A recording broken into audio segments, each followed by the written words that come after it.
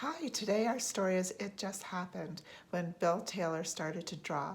It's by Don Tate and it's illustrated by R. Gregory Christie. It just happened. It was early summer in Montgomery, Alabama, 1939, on a downtown Monroe Avenue.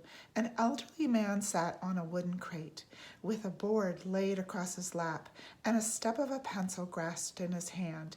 He began to draw a picture on the back of a discarded laundry soap box. Who was this man, and what caused him to start drawing at the age of 85? His name was Bill Taylor, and if people had asked him, he might have said, "It just came to me." Back in the 1850s, George Hartwell Taylor and his wife owned a cotton farm near Benton, Alabama. The Taylors also owned more than 20 slaves. Sometime during 1854, one of the enslaved families had a baby boy. He was given the name Bill. His last name became Taylor, the same as his master's. From the minute the sun lit the sky until it disappeared into the night, the slaves picked cotton in the hot, dusty fields. When Bill was old enough, he was put to work too, pulling weeds, fetching water, and gathering wood. After he finished his chores, Bill sometimes met his friends at the bank of the Alabama River. They jumped into the cool water and waved at the steamboats passing by. Without realizing it, Bill saved up memories of these times deep inside himself.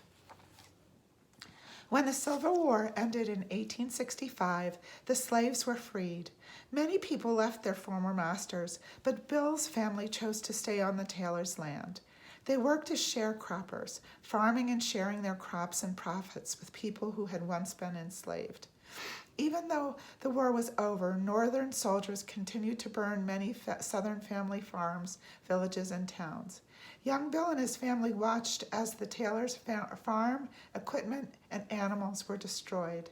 Bill's family managed to survive unhurt. They rebuilt their home and continued to work the land for many years. Bill saved up many memories of these times deep inside himself. By 1881, Bill was a grown man, a hard-working farmer. He married a young wife named Larissa, and they lived in a small cabin by a creek. Soon their home was filled with hungry children. Money was scarce. "You could have that building over there full of money," Bill once said, "but you couldn't eat it." So everyone, even the littlest child, worked on the farm to grow the food they needed to fill their empty stomachs. Bill saved up memories of these times deep inside. Bill had many animals, including a mule that helped him complete his chores, but sometimes that mule turned stubborn when Bill approached him with his plow. Minute he sees a plow, he starts swinging his back. "Gets that from his pride mama," Bill said, annoyed that the mule refused to work. The animals on the farm also amused Bill. He chuckled as he watched them go about their business. Chickens strutted in the farmyard with confidence. Cats tiptoed across rooftops with grace. Snakes slithered through brush, always up to no good. But some animals even had personalities that reminded Bill of people he knew. Bill saved up his memories deep inside. Come Saturday night, the men danced to the tune of the fiddle, while the women sang up a storm. Children ran back and forth, snapping their fingers to the beat of the music. Even owls in the trees bobbed their heads to the music. After the festivities, the men took their dogs and went hunting and fishing until late into the night. The next day, Bill roasted sweet potatoes and whatever he had caught and served them for dinner. Sunday mornings, folks gathered along the riverbank. Under the shade of the tall trees, they formed a circle, and the preacher and they listened to his message in song. With praises of joy, they clapped and raised their hands to the sky. Bill saved up these memories deep inside. Bill spent a lifetime on the Taylors' land. By 1935, he was 81 years old, way up in age and all by himself. "My white folks had died and my children scattered," Bill said. His wife had died too. With the people he was close to gone, Bill had no reason to stay on the farm. He packed his bag and headed to the nearby city of Montgomery. Finding a job in a city wasn't easy. Bill had never learned to read or write, and his work on the farm hadn't prepared him for city life. Eventually, he found employment at a shoe factory, but Bill developed a painful rheumatism in his joints. Before long, he was forced to quit his job. For a while, Bill sold pencils provided to him by the U.S. government. He didn't make much money, and soon he became homeless. During the day, he wandered through downtown Montgomery. It was an exciting place to be. People bustled along, going in and out of the markets, shops, and restaurants. Automobiles and horse-drawn buggies rumbled through the streets. At night, Bill slept on the sidewalks, in doorways, or in alleyways until the owners of the Royal Clayton Funeral Home befriended him. They offered Bill a place to sleep in the storage room of their business. He piled a bundle of rags on top of a wooden pallet, and there among the caskets, Bill rested his tired body. As he lay in the storage room at night, Bill was overcome with loneliness. He missed his family, his farm, his animals. Deep inside, he found all those saved-up memories from earlier times. Bill could not contain his memories. One day in 1939, he picked up the stub of a pencil, a discarded piece of paper, and began to pour out memories and pictures. Bill's first drawings were simple items like cats, shoes, cups, baskets. Then he began to draw humans and animals too. He used the back side to rule straight lines. Rectangles became their bodies, circles their heads, eyes, their lines, outstretched arms, hands, and legs. He filled in shapes with sketchy lines and smoothed out edges. The sidewalk of Monroe Avenue became Bill's art studio.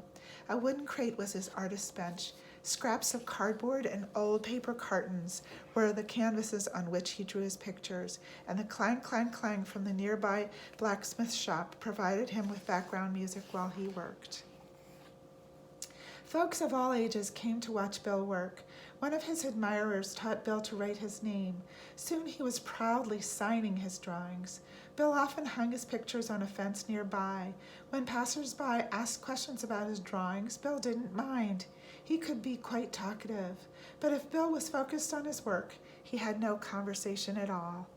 On a summer morning in 1939, a young artist named Charles Shannon caught sight of Bill sitting on the crate, drawing. Charles was intrigued as he watched Bill's hands make the marks, then fill them in. Bill's pictures danced with rhythm, unlike any drawings Charles had ever seen. Charles began visiting Bill regularly and wanted to support his work. He brought Bill art supplies, colored pencils, paintbrushes, poster paints, and high-quality paper. But Bill liked to do things his own way. He used the colored pencils and some of the paints, but continued to work on the back of discarded signs and cardboard boxes. Bill's hands were steady and confident. He was not concerned about messing up. He almost never erased. When painting, he favored a rich, spare palette of colors, deep blues, bright reds, sunny yellows, and earth browns. He used paint straight from the jar and rarely mixed new colors. Soon Bill moved to a shady spot on North Lawrence Street. There he continued to pour out his memories, often drawing until late in the day. He drew wide-eyed owls, a big red dog, fighting cats. He sketched spotted snakes and hunters on horseback. Sometimes Bill talked about his pictures. "I wanted to be plowing so bad today," he said. "I drawed me a man plowing, bird on top of a basket, and he don't know it," he joked about one of his humorous pictures. Bill also drew the people he saw on the streets of Montgomery, in tall hats and women in patterned dresses, folks walking dogs, and a man with a crutch. He drew the blacksmith shop and blacksmithing tools arranged in rows. When people paid him a few cents for one of his pictures, Bill was amused. "Sometimes they buy 'em when they don't even need 'em," he said. Charles Simmons so admired Bill's work that he arranged for a show of Bill's drawings and paintings. The exhibit Bill Taylor, People's Artist, was held in the New South Gallery on February 12, 1940. About 100 of Bill's works hung on the walls of the gallery. Bill moved slowly from picture to picture without saying much. Finally, he pointed to one of his paintings and said, "This old horse, he was fat, but he was poor old skinny mule here. He done work all his life long." None of Bill's art sold that day, but that didn't bother Bill. Money was not the motivation behind his drawings. Bill knew pictures for himself to enjoy, the saved up memories of a life. He didn't know his pictures would also bring enjoyment to others, but without realizing it, Bill Taylor shared his memory with the world. The end.